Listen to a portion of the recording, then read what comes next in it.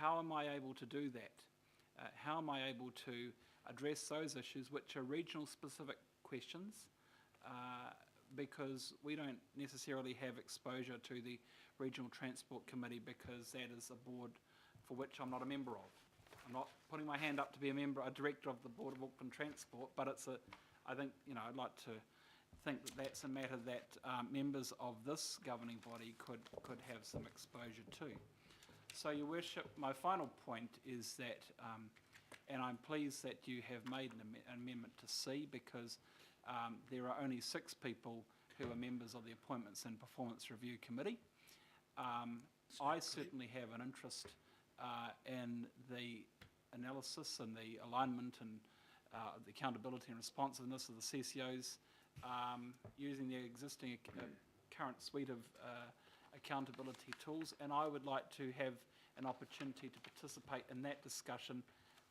So, look, I will be coming along to the Appointments and Performance Review Committee to speak on those matters. I don't get a vote, but I do hope that there will be a full and frank debate when it comes back to the governing body for consideration. Certainly will be. Thank you very much. Councillor Lee, Mike Lee. Thank you, Mr Mayor. There are 2 aspects to this question. One is the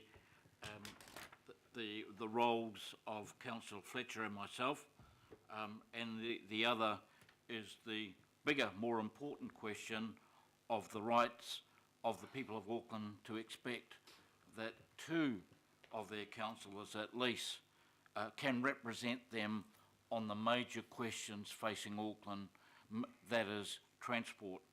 Parliament thought it was appropriate when it set up what is really an experimental body. It's a model that hasn't proven to be attractive to other parts of New Zealand as yet. 6 years on, the government itself last year tried to push things on by its Local Government Amendment Act, which it had to withdraw in some disorder because of the backlash across the country against the idea of having Auckland Transport type CCOs imposed on them. So in terms of Auckland Transport,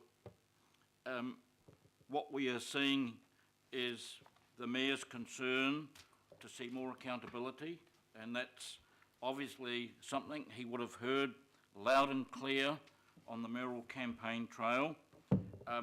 But what is puzzling to many people in Auckland, myself included, is a rather counterintuitive way of going about getting more accountability by reducing or advocating the reduction of political accountability.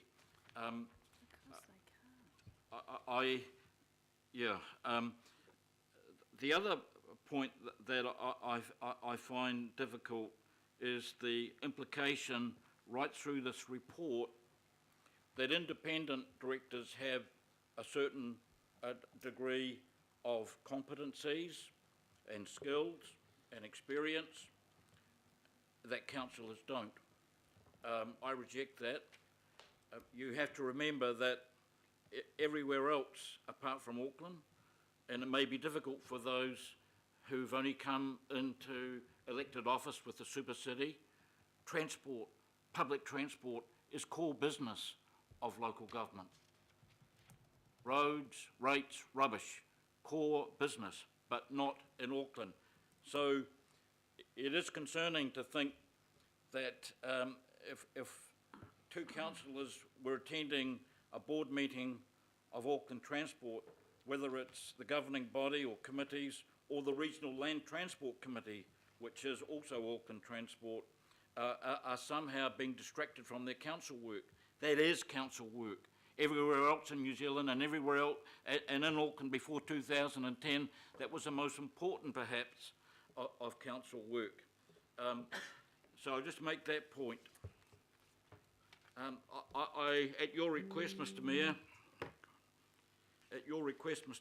I after some misgivings, because I wondered what the point of it all was, given pronouncements that had been made, I did spend some time responding to your questions, and a lot of the points members have referred to today are also in that letter to you. And I really ask you to look at that letter again as we go through this process. I have to say, councillor representation on the board of Auckland Transport is one accountability interaction. Essentially, it is to give the public of Auckland the confidence that there is somebody looking after the shop on their behalf, given most of our rates go into Auckland Transport. But there are other accountability mechanisms, and Councillor Walker referred to one.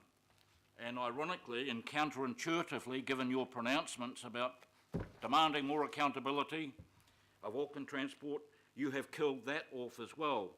And that is a mechanism the Royal Commission on Auckland Governance advocated as a key element, an essential element to go with the Regional Transport Authority, as they called Auckland Transport at that time, and that was an Infrastructure Transport Committee fully resourced within Auckland Council that Auckland Transport could account to. And of course, there are others, the Statement of Intent, and so on. Councillor Lee, if you could just wind up, please. We've reached the time allocated. Okay, so a week or so ago, it seemed like the two councillors went through a public execution, and now we have to turn up for the burial. But it's not a pleasant experience. But members, I make a plea to you. It's not about Councillor Fletcher and Councillor Lee. It's about the rights and dignity and the role and accountability of you as members of the governing body. Everyone in this room should have the aspiration to be a member of the Board of Auckland Transport if you so desire, and it would be a great tragedy for the people of Auckland that last element of democratic control over Auckland Transport is snuffed out because I don't really know why, Mr. Mayor, but it's so. Go back to Councillor Lee, your time has expired. Can you just wind up with a sentence, please? To go back to the allusion to a funeral, I can quote John Donne: "When you do not ask for whom the bell tolls, it tolls for thee." Thank you. Thank you very much, Councillor Lee. Councillor Fletcher, last speaker. Why, thank you, Mr. Mayor. I find it really interesting, given how important transport is to you all, that we can spend hours discussing block offers, but when it comes to an issue as important as transport, we have to move an extension of time and try and wrap it up as quickly as possible. And maybe that is why finding solutions to transport have defied Auckland for decades. And so what I want to do is to say, in any other set of circumstances, I would really have welcomed this paper today, because it sets up a process for ensuring the best people are on the board, and transport is the biggest issue facing Auckland, and that we actually have the right scrutiny, and we have the right letters of expectation, and we have the right statement of intent. And I think the former council did not understand the power that it actually had, and did not exercise as effectively as it might have. But and there's lots of things that I'd like to address in terms of technical issues and responses. I totally disagree with Councillor Cooper. There are many situations where there are conflicts. That is part of the role of being a councillor at times, whether you're sitting on the Manga Authority or whether you're sitting on some of the other organisations. You have to look at the interests of that organisation. It's certainly made a lot more complicated in the case of Auckland Transport, being a director with legal obligations. But there were plenty of ways that councillors could and did report back effectively. The question was, did we as a collective group, as council, use the tools that we had to get those answers that you wanted? But what I find really difficult about today is issues of natural justice. This is a discussion we needed to have but it has become, as Councillor Lee has said, it has become quite ugly insofar as the way that it's been handled has been clumsy. So for some, it's an argument around the performance of whether it's Councillor Lee and I, or for others, it's about the principal discussions of what is the role of council appropriately and what can we do to deliver best bangs for bucks for the people of Auckland in terms of transport. I would say to you that both Councillor Lee and I have genuinely assisted in making sure that the voice of this council is heard. That has not been easy at all times as directors, and I don't want to go into details. You can probably, I'm going to provide more information to the Mayor, but you need to actually reflect on the fact that it was the government that decided in a deliberate and unique decision, because of the discontent of the public of Auckland, to allow for 2 members of the council on the board. Now, I think the weighting is actually more on the fact that they will rather than they won't, and that's something, and it's appropriate that this is going to the Appointments Committee, and I'm really looking forward to playing a pivotal role on that committee in actually bringing the experience that I have of Auckland Transport and the ways that we might actually allow for greater accountability. So I welcome this move today, Mr. Mayor. I have to say I'm bitterly disappointed in terms of leadership that you have let this become such muddy water, and I think there is no way that we would have let the staff of Auckland Council be exposed to the type of analysis that Councillor Lee and I have been put through. I think issues of natural justice have not been served, and we should not feel proud of the process that we have seen to date. But let's not throw the baby out with the bathwater.